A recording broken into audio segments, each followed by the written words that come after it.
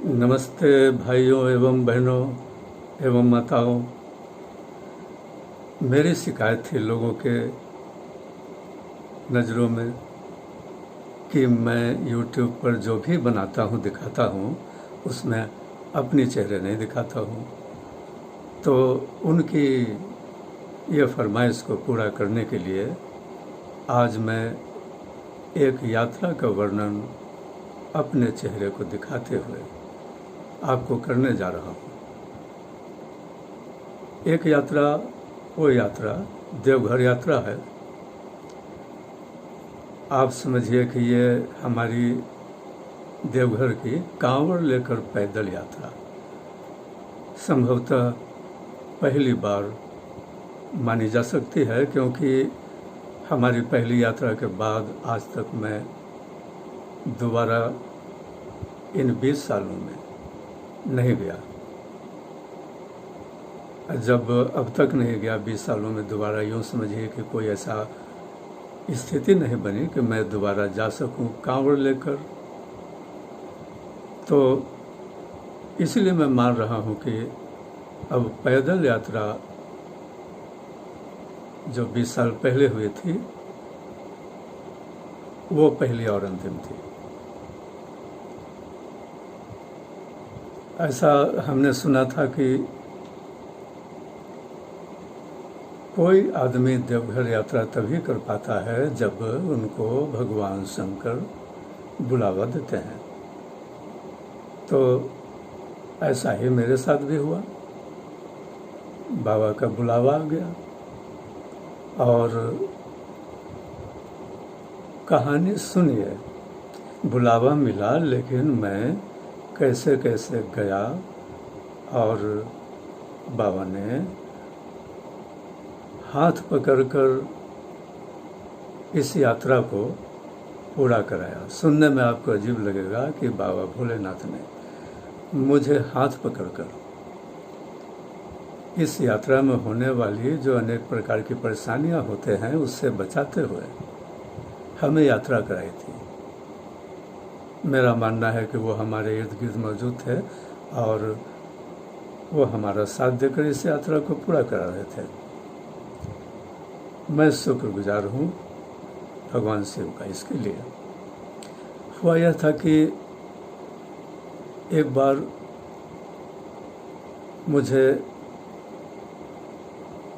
मैं उन दिनों एक जगह पर रोज़ाना बैठता था। एक कुर्जी के, पटना के जो कुर्जी हुए इलाका, वहाँ एक गणमान्य लोगों में एक व्यक्ति थे, ओम बाबू, जो अब इस दुनिया में नहीं रहे। तो रोज़ की तरह शाम को जब मैं उनके पास बैठक में शामिल होने गया था तो उन्होंने अचानक से मुझे कह दिया, अनिल जी देवघर चलिएगा। उनकी ये बातें सुनकर मैं एक तरीके से शॉक्ड हो गया। शॉक्ड हो जाने का कारण यह था कि मैंने सुन रखा था कि देवघर यात्रा जब जाते जो लोग हैं वो कांवड़ लेकर पैदल जाते हैं खाली पैर, ऊपर आकाश नीचे धरती, जंगल पहाड़ आदि दुर्गम रास्तों से गुजरते हुए जाने होते हैं। 105 किलोमीटर की यात्रा। अब जरा सोचिए कि जो आदमी बेड के नीचे खाली पैर रखने में घबराता हो, लगता है खाली पैर रखेंगे बेड के नीचे तो कुछ गिर जा सकती है। तो जैसे ही उन्होंने मुझे ये प्रस्ताव दिया तो मैं समझ नहीं पाया कि इनको मैं क्या जवाब दूं। जब इन्होंने कहा तो निश्चित तौर से बाबा भोलेनाथ का आमंत्रण मेरे लिए था।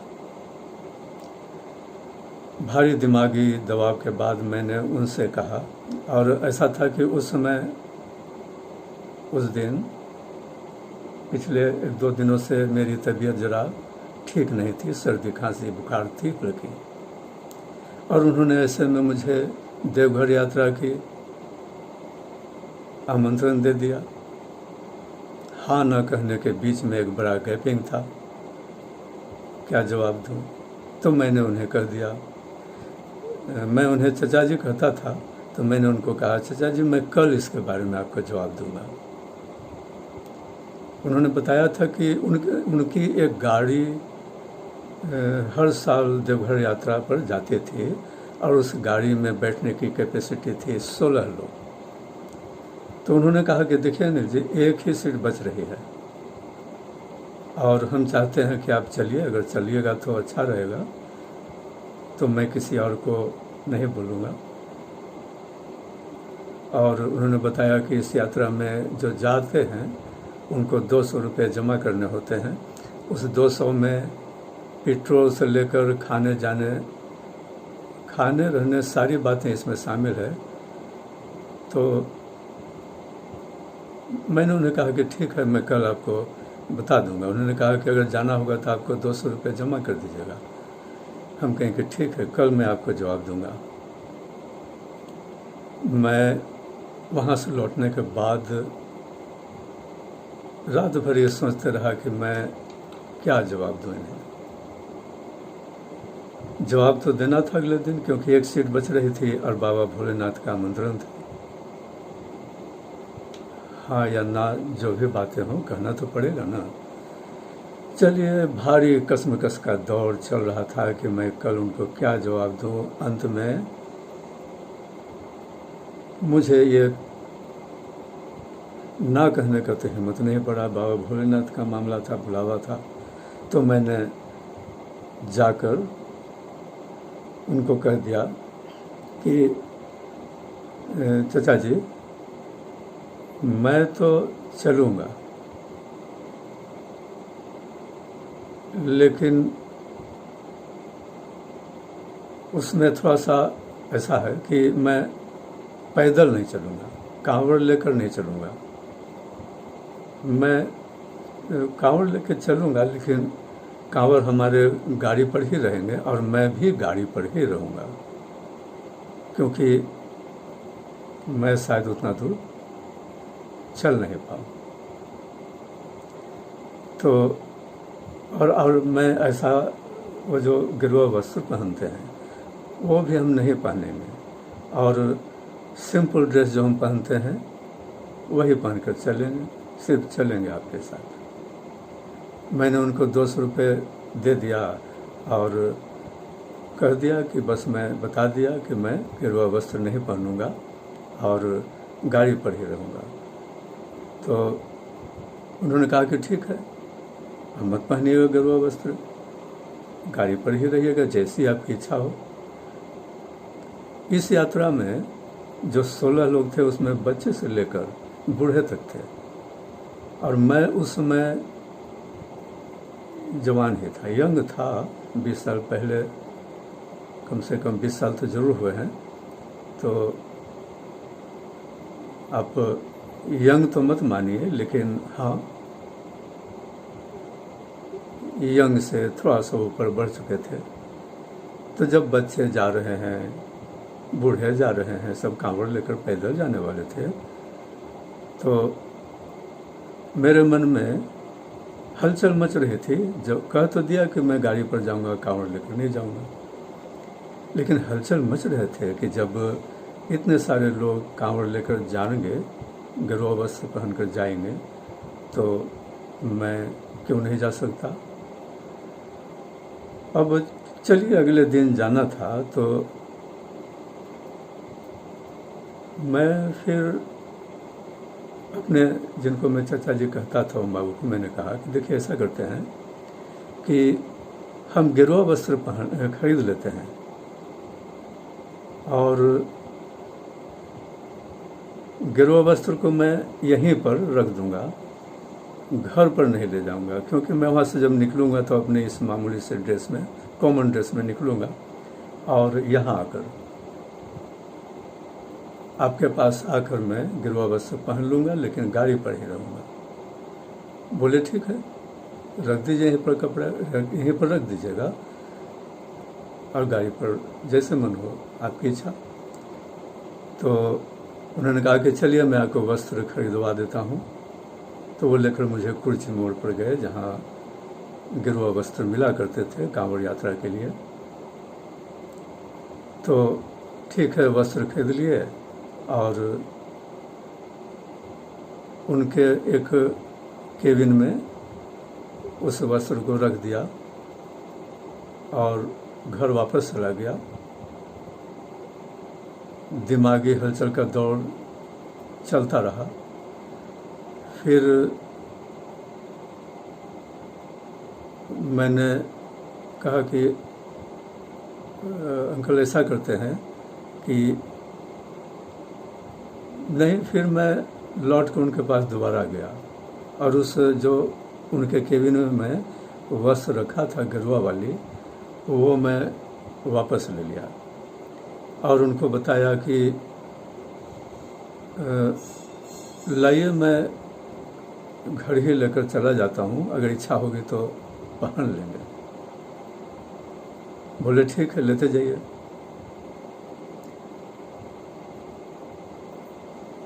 तो अगले दिन जब सुबह हुई, वही बात मन में घूमने लगी कि जब सारे लोग गिरुआ वस्त्र पहन कर जाएंगे तो चलिए मैं भी पहन लेता हूँ। क्या होगा, मैं पहन लेता हूँ, जिनको जो कहना होगा कहेंगे, समझेंगे। तो मैं क्या किया कि घर में गिरुआ वस्त्र पहन लिया और तेजी से घर से निकलकर जो कुछ ही दूरी पर हमारे चाचा जी यानी ओम बाबू का निवास स्थल, जहाँ से इस यात्रा की शुरुआत होनी थी, जल्दी जल्दी चल पड़ा कि कम से कम ही लोग हमें इस ड्रेस में देख सकें पैदल जाते हुए। फिर तो वहाँ पर जाकर मैं गाड़ी पर बैठ जाऊँगा और चल दूँगा। जब मैं वहाँ गया तो गाड़ी खड़ी थी, लोग मेरे इंतज़ार कर रहे थे, गाड़ी पर लोग बैठे गए थे तकरीबन। तो मैं जल्दी से जाकर गाड़ी पर बैठ गया। यात्रा की शुरुआत हो गई और हमारी बस चल पड़ी और चलकर फिर वो यात्रा होते हुए पहुंच गए सुल्तानगंज। अब सुल्तानगंज पहुंचने के बाद ये आप तो जानते हैं कि कांवड़ वहीं से उठाए जाते हैं। सुल्तानगंज में गंगा जी हैं और वहाँ से कांवड़ खरीद कर जल भरकर लोग 105 किलोमीटर की यात्रा करते हैं। तो ठीक है, सारे लोगों की कांवड़ खरीद कर गंगा से जल भरकर लाइन से सजा दिए गए कि यात्रा जब शुरू होगी तो लोग अपने अपने कांवड़ को उठा लेंगे। तो इस तरीके से मैं तो सोचा अपनी कार को, अपनी गाड़ी में ही कांवड़ को रख दूंगा और गाड़ी पर भी बैठूंगा। लेकिन फिर उस समय मेरे मन में एक और हलचल उठने लग गई कि जब सारे लोग, बच्चा से लेकर बूढ़ा तक, इतने लाखों लोग यहाँ से कांवड़ लेकर 105 किलोमीटर जब जा ही रहे हैं, तो मैं भी प्रयास कर लेता हूँ और जब नहीं चल पाएंगे तो फिर गाड़ी में बैठ जाएंगे। तो यही बात मैंने अपने चाचा जी यानी ओम बाबू को कह दिया कि चाचा जी ऐसा सोचते हैं कि मैं कांवड़ लेकर चलना शुरू करता हूँ और अगर नहीं चल पाएंगे तो मैं गाड़ी पर बैठ जाऊंगा। तो हमारे ओम चाचा जी ने कहा ठीक है, जैसी आपकी मर्जी। तो वो हमारे हर दिमागी हालत में मैं जो भी विचार व्यक्त करता था उसमें कोई भी अड़चन बाधा वो नहीं डालते थे। वो बोल दिया करते थे ठीक है, जैसी आपकी इच्छा। तो ठीक है, सबों के साथ में कांवड़ उठा लिया और चलना शुरू किया। थक जाऊंगा तो गाड़ी पर बैठ जाऊंगा। लोगों से मैंने पूछा कि उस समय हमारे चाचा जी ने लोगों को बताया कि ठीक है कि अब हम लोग चलते हैं और अगली ये यात्रा जहाँ पर समाप्त होगी, नाम उन्होंने बताया उस इलाके का, मेरा दिमाग में नहीं है, तो वहीं पर फिर मिलते हैं। तो उस समय मैंने पूछा था उनसे कि ये कितनी दूर पड़ती है, तो बताया यहाँ से 20 किलोमीटर पड़ती है, जहाँ हम इस अभी के बाद रुकने वाले हैं। ये 20 किलोमीटर जो नाम सुने तो मेरा शरीर का जो हालत हुआ दिमाग का, सारे के सारे खून सूख गए। 20 किलोमीटर, यहाँ तो 1-2 किलोमीटर चलने में मुझे परेशानी होती थी, खाली पैर का मामला था। 20 किलोमीटर जो उन्होंने कह दिया तो मैं बता नहीं सकता हूँ कि हमारे ऊपर क्या गुजरा। लगा जैसे हिमालय पर्वत किसी ने पटक दिया हो। तो हम निश्चिंत थे कि चलिए कोई बात नहीं है, जितना चल सकेंगे सो चलेंगे, फिर तो गाड़ी जिंदाबाद। लेकिन जब यात्रा शुरू हुई तो हम कहाँ, लोग कहाँ, गाड़ी कहाँ, सब बिखर गए। मेरे साथ के 16 लोग में 15 लोग किधर चले गए मुझे पता ही नहीं चला। गाड़ी भी किधर चला गया मुझे पता ही नहीं चला। अब तो सिर्फ मैं और अनजान देवघर यात्रा में कांवड़ियों की ये काफिला, लाखों लोगों के काफिला, लेकिन ये सब अनजान है। हमारे लोग किधर गए पता ही नहीं चला। मैं तो सोचने पड़ गया कि अब आखिर मैं जाऊंगा किधर, न गाड़ी है न लोग हमारे। और बारिश शुरू हो गई तो मैं तो और घबरा गया कि एक तो मेरी तबीयत खराब है, फीवर जैसा है, और सर्दी खांसी भी है, ये बारिश भी होने लग गई। लेकिन लोगों ने बताया कि ईश्वर की महिमा है कि बारिश होने लग गई और इस मौसम में पहली बार आज ये बारिश हो रही है, वरना इसके पहले इतनी तेज़ धूप, इतनी गर्मी हुआ करते थे, और आज ये पहली बारिश है, तो मौसम सुहावना है। तो ज़रा ये बात सुनकर मेरे मन को सुकून हुआ कि आज से हमारी यात्रा शुरू हुई है और बारिश हुई है तो मौसम सुहावना हुआ है। अब जब मैं अकेला पड़ गया तो अब तो मेरे सिर पर पड़ ही गया कि 20 किलोमीटर मुझे चलना ही चलना है, जीऊँ या मरूँ।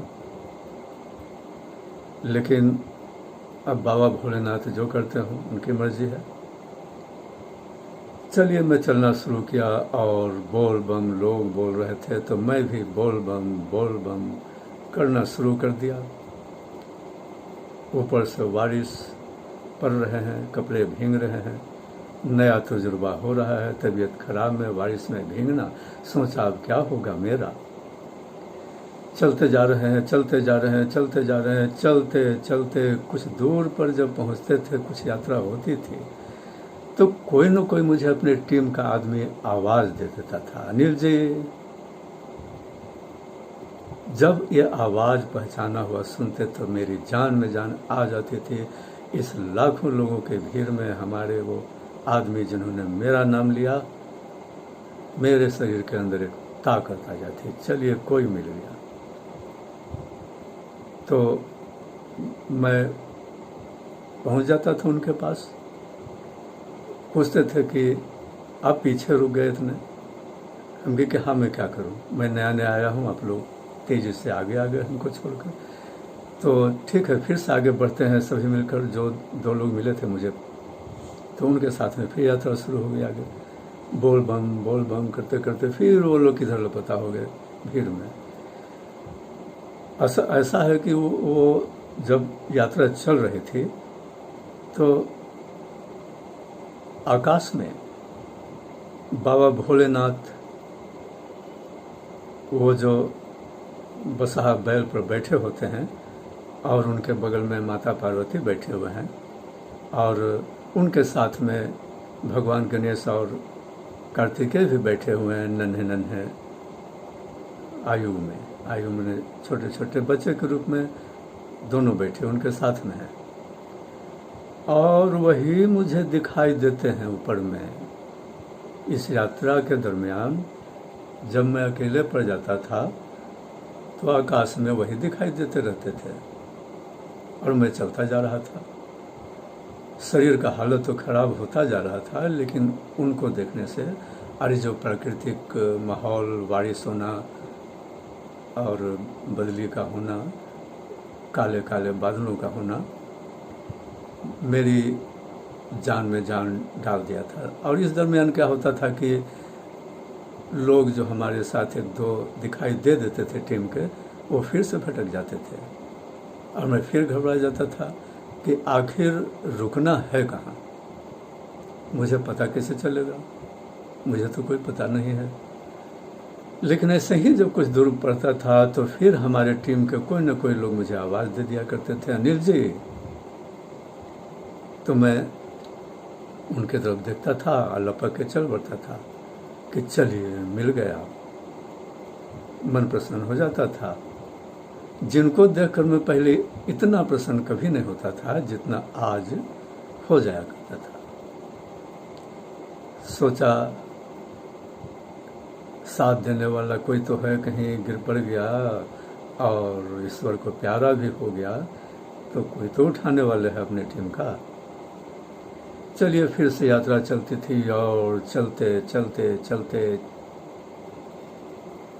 दिखाई दे दिया अपनी गाड़ी कि उस कोने पर अपनी गाड़ी लगी हुई है जिस पर हम आए थे।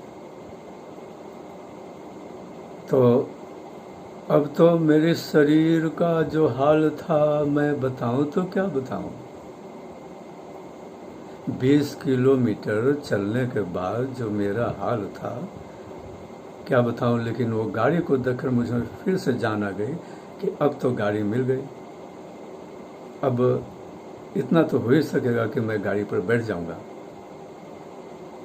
और आगे की यात्रा फिर से होगी। यहाँ तक तो आ गया।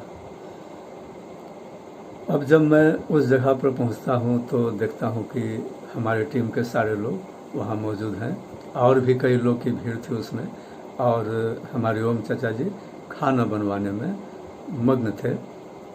और देखते ही हमको उन्होंने कहा, आइए अनिल जी कैसे हैं। तो हमने उनको कहा, चाचा जी अब कैसे हैं मत पूछिए, आप बताइए कि कोई जगह उगा है जहाँ हम थोड़ा फ्लैट हो लें।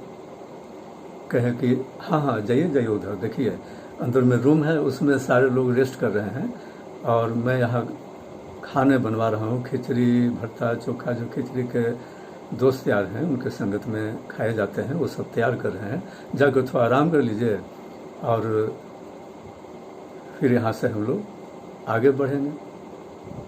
अब जो ये उन्होंने कर दिया कि खाओ के फिर चलेंगे, मैं क्या बताऊँ आपको। फिर से दोबारा हिमालय पर्वत हमारे सर पर गिर गए। हमने तो सोचा था कि हाँ 20 किलोमीटर चलकर अब यहाँ पर आराम किए जाएंगे।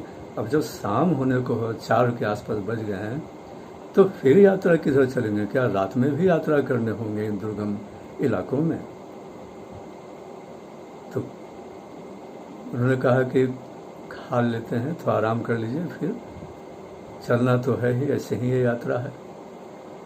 तो जब कमरे में गया तो कमरे में मैंने झांका कुछ दूर से तो देखा कि एक कोने से दूसरे कोने तक कहीं 1 इंच जगह नहीं है जिसमें मैं अपने शरीर को घुसा पाऊँ।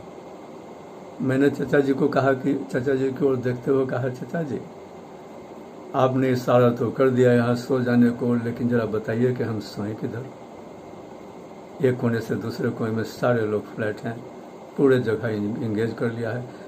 उन्होंने बताया कि जाइए इसी में कहीं स्थान ले लीजिए। यहाँ तो ऐसे ही यात्रा होगी। तो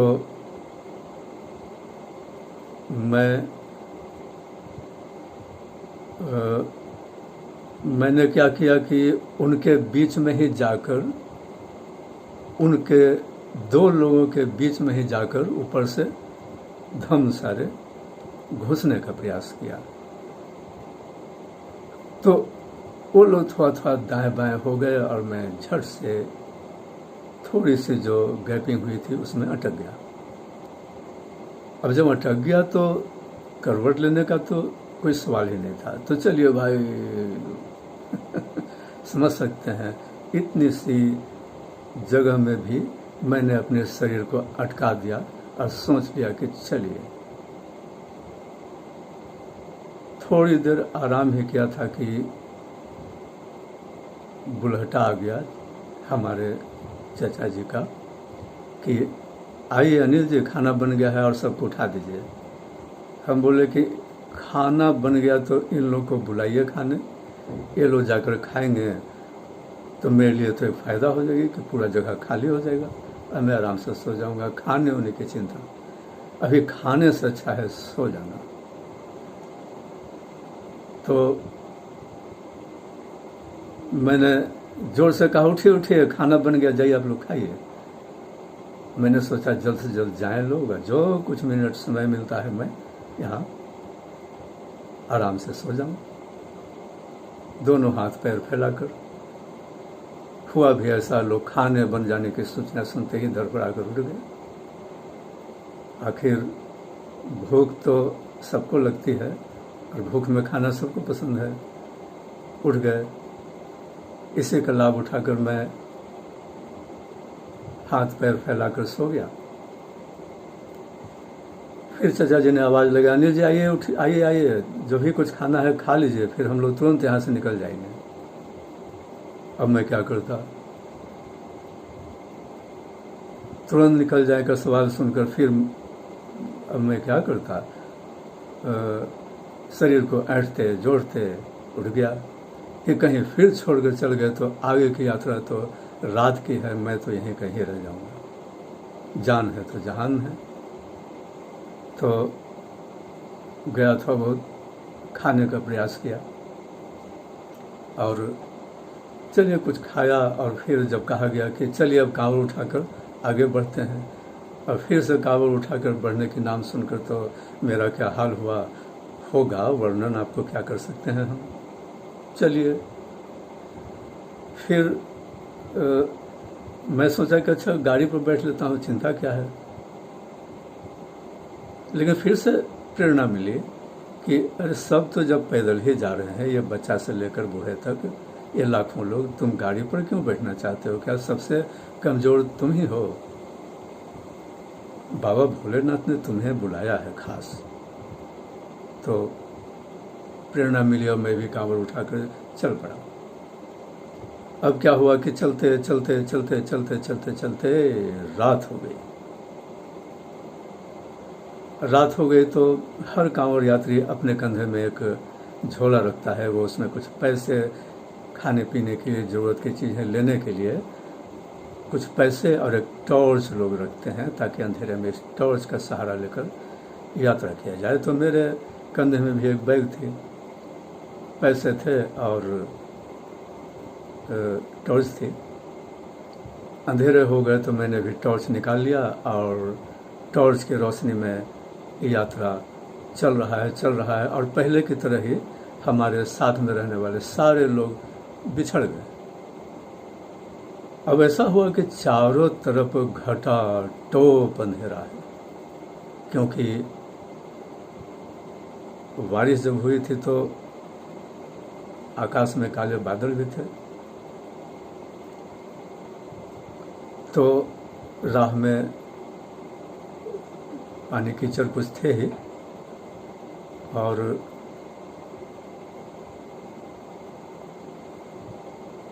कुछ तो दिखाई दे नहीं रहा था, लेकिन आवाज़ें सिर्फ आ रही थी कान में, बोल बम बोल बम। कोई कहता था बोल बम तौल कम, पता नहीं तरह तरह के नारे लोग लगा लगा कर इस यात्रा को कर रहे थे, और मैं भी बोल बम जय बाबा भोलेनाथ इस तरह के कुछ बोलते रहता था। और उसी तरीके से फिर कोई अपने लोगों की आवाज़ हमारे कानों में चला जाता था, बोल बम, तो मैं समझ लेता था कि हमारे टीम के ही आदमी हैं। और देख तो नहीं पाते थे, इतनी अंधेरा थी, लेकिन चलिए आवाज़ में आवाज़ मिलाकर हम दोनों एक दूसरे का लय में लय मिलाते जाते थे। हम बोलते थे बोल बम तो भी बोलते थे बोल बम, तो बोल बम तौल कम बोल बम करते करते हम 2 आदमी, बाकी तो सब बिछड़ गए, 2 आदमी यानी मैं और एक और, आवाज़ का सुर मिलाते हुए इस यात्रा को कर रहे थे। और चलते फिर तकरीबन समझिए कि आधी रात हुई होगी, आधी रात समझिए हुई होगी। तो फिर से मुझे एक दूर में एक मकान जैसा दिखाई दिया, घर, पता चला वो स्कूल है, और वहीं पर हमारी गाड़ी भी दिखाई दे दिया कि वो उसी गाड़ी से तो मैं आया था, वो दिख गया, तो यहीं पर लोग हैं, मन को सुकून मिला।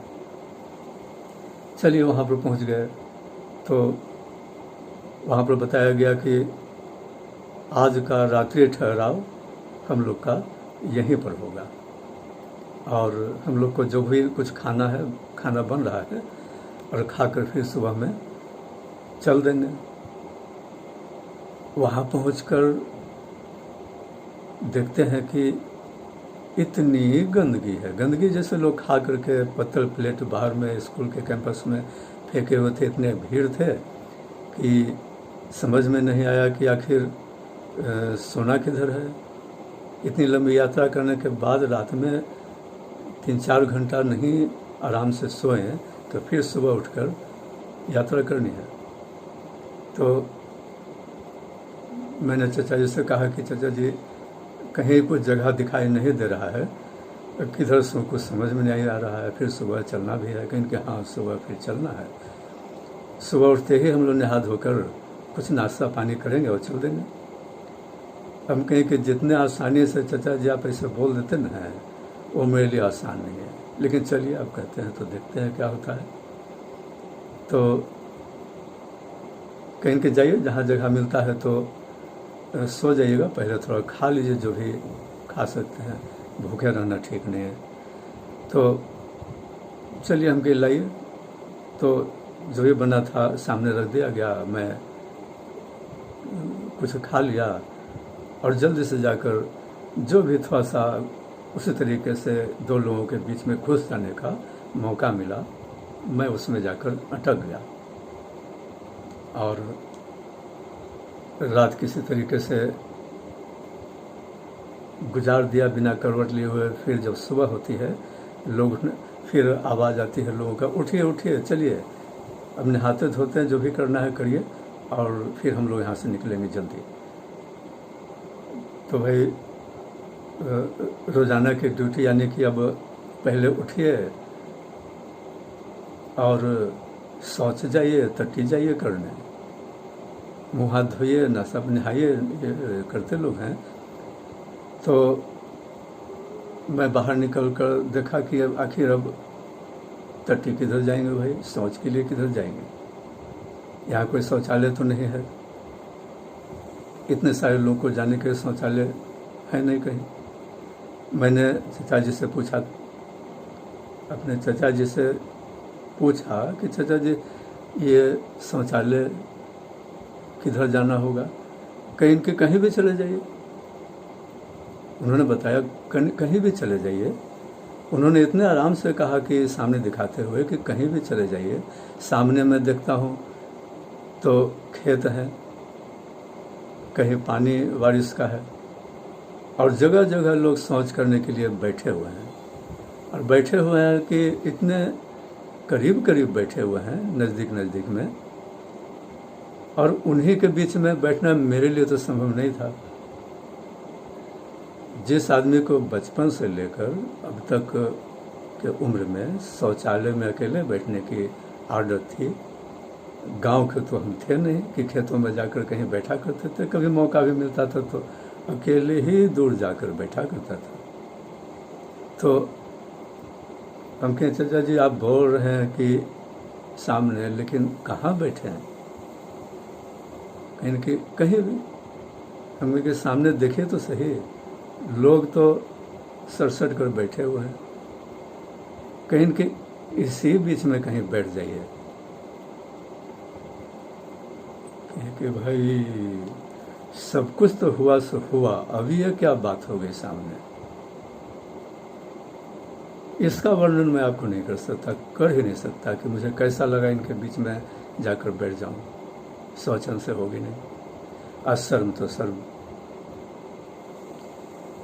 लेकिन फिर बाबा भोलेनाथ ने मुझे हुक्म दिया कि अबे जब यात्रा पर आई है तो ये सब क्या सोचता है, आँख मूंद जाकर कहीं बैठ जाओ, जैसे सारे लोग बैठे हुए। और नहीं जाएगा तो करेगा क्या? ऐसे ही चलेगा यहाँ से, और नहाएगा धोएगा, शुद्ध फ्रेश होगा, नाश्ता पानी करेगा कि नहीं करेगा? जा कहीं बैठ जा। ये यात्रा ऐसे ही होती है, सिखा कर कुछ। तो मैंने क्या किया कि लोग बोतल लेके जा रहे थे, बोतल में पानी, मैंने भी एक बोतल उठाया, पानी लिया और हिम्मत किया, चल दिया और लोगों के बीच में ही जाकर बैठ गया।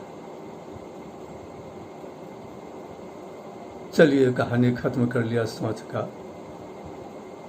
क्या क्या क्या देखना पड़ेगा, मैं तो ये सोचता रहा कि अभी तक तो इतने सारी चीज़ों को देखा हूँ, और आगे क्या क्या देखना पड़ेगा, अभी देखना बाकी है।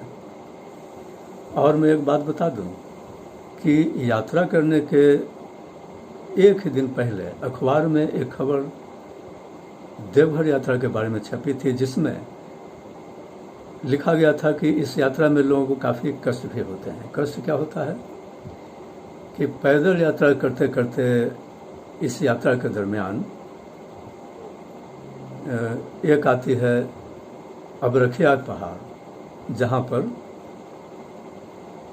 अबरख का पहाड़ है, जिस पर लोग जब पैदल जाते हैं तो वो इतने गर्म होते हैं कि लोगों के पैर जलकर फोड़े पड़ जाते हैं। और एक पहाड़ पड़ती है और जिसको कहते थे लोग सुइया पहाड़, इससे जब गुजरते लोग हैं तो उनके पैर में वो चुभते हैं और यहाँ तक कि लहूलुहान हो जाते हैं। लोग पट्टी बांध कर भी इस यात्रा को करते हैं। इस यात्रा को पैदल करने जाने में जो हमें इतनी भय लग रही थी शुरुआत करने में, शुरू में मुख्य वजह यही थी कि एक तो पैदल जाना है, और जाने के ही एक दिन पहले अखबार में देवघर यात्रा का वर्णन पढ़ने को मिल गया। आप तो जानते ही हैं कि जो भी मौसम होता है, कोई फेस्टिवल जो भी होता है, उसके बारे में अखबारों में चर्चा पत्रकार लोग लिखा करते हैं। अब तो बारी थी कि चलिए आगे की यात्रा में हमको पता चला कि अबरखिया पहाड़ और सुइया पहाड़ ये मिलने वाले हैं। तो मैं तो अखबार का ये वर्णन और सामने कोई पहाड़ दिखे तो मैं सोचा यही होगा। मेरे दिमाग में इस वक्त नहीं आ रहा है कि पहले अबरखिया पहाड़ मिलता है कि पहले सुइया पहाड़ मिलता है। मैं तो बस भगवान शंकर ने आज प्रेरणा दिया कि मैं अपने चेहरे वीडियो में सामने लाकर आपको इस यात्रा का वर्णन दिखाऊं, इसलिए कि ये खास ही है, जिसमें मैंने बताया कि हाथ पकड़कर भगवान भोलेनाथ ने हमारे को इस यात्रा को करवाया। सचमुच उन्होंने मेरा हाथ पकड़ ही इस यात्रा को करवाया, वरना पता नहीं मैं आपके सामने दोबारा आज मैं दिखता कि नहीं, मैं नहीं जानता। इतना मेरे लिए वो चैलेंजेबल यात्रा था। उन्होंने हाथ पकड़ के इस यात्रा को अंतिम तक करवाया था। आप समझ जाएंगे कि उन्होंने मेरी पूरा यात्रा जब वर्णन सुन लेंगे तो आप समझ जाएंगे कि उन्होंने हाथ पकड़ के मुझे इस यात्रा को करवाया था। चलिए, यात्रा चलते रहती है, चलते रहती है, चलते रहती है। हर एक यात्रा जब शुरू होती थी तो कोई 16 मीटर का, तो कोई 20 किलोमीटर का, इससे कम का यात्रा कोई होती नहीं थी। हाँ, खाली इसमें एक अच्छी बात हुआ करती थी कि आप खाने पीने के लिए स्वतंत्र हैं, मर्जी हो तो बैठ जाइए, लेकिन यात्रा आपको ठहराव का दौर 16 या 20 किलोमीटर यात्रा के बाद ही होंगे, जहाँ पर आपको इकट्ठा होने का मौका मिलेगा अपने टीम के लोगों के साथ में, और वहीं पर आप थोड़ा रेस्ट कर सकेंगे या आराम से खा पी सकेंगे। तो चलिए, सुबह की यात्रा जब शुरू होती है तो दोपहर हो जाते हैं। ये 16 किलोमीटर की यात्रा, और मैं ये इंतज़ार कर रहा था कि अब सामने जब कोई पहाड़ दिखता तो मैं सोचता था कि अब तो मेरा पैर में, या तो अब रखिया पहाड़ होगा तो जल जाएगा पैर, और सुइया पहाड़ होगा तो छेद हो जाएंगे पैर हमारे, और लहूलुहान हो जाएंगे, और उसमें फिर चलना पड़ेगा। ऐसा नहीं है कोई सा हो जाने के बाद मैं आराम करने लगूँगा, डॉक्टर से ट्रीटमेंट कराने लगूँगा, क्योंकि यहाँ तो कुछ है ही नहीं। आप बहुत से बहुत पैर में पट्टी बांध सकते हैं, इतना इंतजाम रहता है, फिर तो चलना है ये, क्योंकि गाड़ी आपकी कहीं चली गई, लोग कहीं चले गए, आप पैदल घर भी नहीं जा सकते हैं, कोई दूसरी सवारी आपको मिलेगी नहीं, ट्रेन में बस आप पैदल आए हैं तो पैदल जाइए, आपके साथ कोई गाड़ी सवारी है तो वो आपको आगे ही ले जाने वाली है। तो चलिए, तो मैं चलता गया, पहाड़ पर पहुंच गया, मुझे पता ही नहीं चला मैं पहाड़ पर चल रहा हूँ। मैं सोचा चल रहा हूँ, ठीक है, आगे कोई पर्वत आएगी और मैं वो अवरखिया या सुइया पहाड़ होगी। तो मैंने देखा कि कोई मैंने एक आदमी से कहा कि भाई जी, ये इसके आगे सुनते हैं कि जैसे कि पहाड़ी सुइया पहाड़ और अवरखिया पहाड़ है, तो आगे कौन सा पहाड़ है, अवरखिया पहाड़ कब आएगी? तो उन्होंने कहा कि अवरखिया नहीं, अभी आप चल जो रहे हैं वो है सुइया पहाड़। उनकी बातों को सुनकर मैं समझ नहीं पाया कि अगर सुइया पहाड़ है तो इसमें तो कहीं कुछ ऐसा दिखता नहीं जिसमें कि पैर में चुभन हो, पैर में चुभे। तो मैंने उनसे, बगल वाले भाई से कहा कि भाई जी, कि मैंने सुना था कि सुइया पहाड़ पर कांटे कांटे जैसे पत्थर, नुकीले नुकीले पत्थर होते हैं, और जो चलता है उसके पैर में चुभते हैं, लेकिन मुझे तो कहीं कुछ ऐसा दिखाई दिया नहीं है। तो उन्होंने बताया कि देखिए कि इस साल क्या हुआ है कि ये जो रोड के दाएं बाएं लोग बैठे हुए हैं, इन्होंने मिलकर यात्रियों की सुविधा के लिए ये जो कच्चे रास्ते हैं, मिट्टी बिछे हुए हैं, जो आप जिन पर चल रहे हैं, इन लोगों ने पथरीले कटीले रास्तों पर ये मिट्टी बिछा दिया है, और आप उस पर चल रहे हैं, जिससे के कारण आपको उस चुभने वाली पत्थर का सामना नहीं कर पा रहा है, और यात्री लोग इनको कुछ दान स्वरूप देते जा रहे हैं। तो जब मैंने सामने देखा तो यहाँ से वहाँ रास्ते के दाएं बाएं लोग बैठकर हाथ पसारे हुए हैं, कुछ दे देने के इंतजार में। तो कुछ लोगों को मैंने भी, हमारे जो बैग में कुछ रकम थी उनमें से कुछ लोगों को दे दिया, सबको तो मैं नहीं दे सकता था, लेकिन कुछ लोगों को दे दिया और हृदय से उनको धन्यवाद कहा कि इनकी वजह से हमारे पैर में कोई चुभन नहीं हुई। और तब मुझे लगने लगा कि निश्चित तौर से भगवान शिव ने हमारी इस यात्रा में आने वाले वो परेशानी जिसको सोचकर मैं भयभीत था, सुइया पार, तो मुझे ही बचाने के लिए इस दुर्गम राह को उन्होंने सुगम बनाने के लिए पहली बार ऐसा किया। पहले कभी ऐसा नहीं हुआ था कि किसी ने इस रास्ते पर मिट्टी बिछा दिया हो कांवड़